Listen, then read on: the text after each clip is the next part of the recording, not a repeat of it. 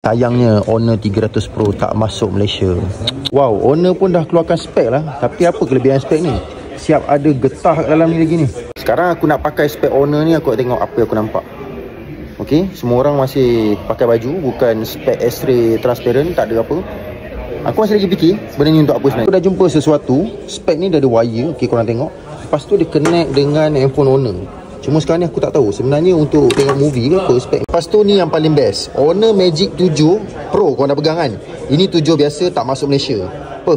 Ini aku suka sebab skrin dia rata. Magic 7 Pro cantik pula aku tengok. Ada yang warna pink ni, Malaysia tak masuk. Confirm korang tak pernah nampak.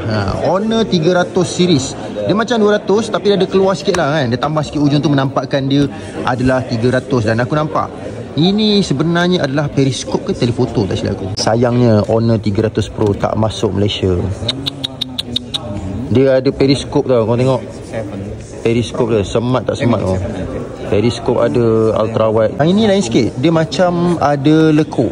Body dia pun macam ada feather-feather, bulu-bulu sikit kan. Cantik juga, tapi skrin dia masih lagi curve lah. Masih lagi, ini spek dia, 12GB RAM. Rupanya Honor pun ada flip babe.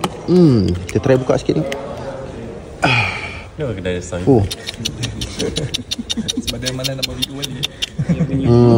Ada bunyi cicak kat sini Dia tengok about phone sikit.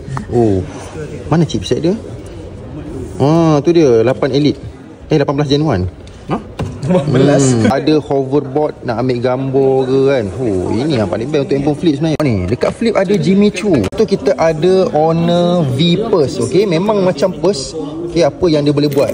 Pergi pusing je kat belakang, picit button, dia akan terangkat. Bila terangkat, korang buka skrin, dia dah jadi skrin besar babe.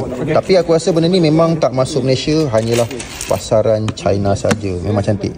Nice gila. Ini kamera dia ni, 2 ketul, ada 1 flash. Pakai Snapdragon 778G, 16GB RAM. Dan kelebihan ni korang tengok lah, dia punya Ansel dia siap ada tali macam ni. Memang sesuai lah, geges suka lah pakai benda ni. Okay, cara nak lipat dia senang saja. Macam ni betul, nasib baik tak piak. Lipat satu kali, lock, boleh pakai terus. V Purse. Bag ni best Michelle, ni Michelle, bag balik kampung. Ni Hermes bukan Hermes okay. Baru betul, topi pun ada ni. Kita dah order air Zakbar Banco. Aku order dengan orang Honor, tapi Zakbar Banco, mari kita minum. Kita minum air kopi Honor, sedap-sedap. Itu sajalah jalan-jalan aku dekat Honor Store. Korang tengok macam-macam ada. Apa pendapat korang? Best tak? V Purse ada, spek ada.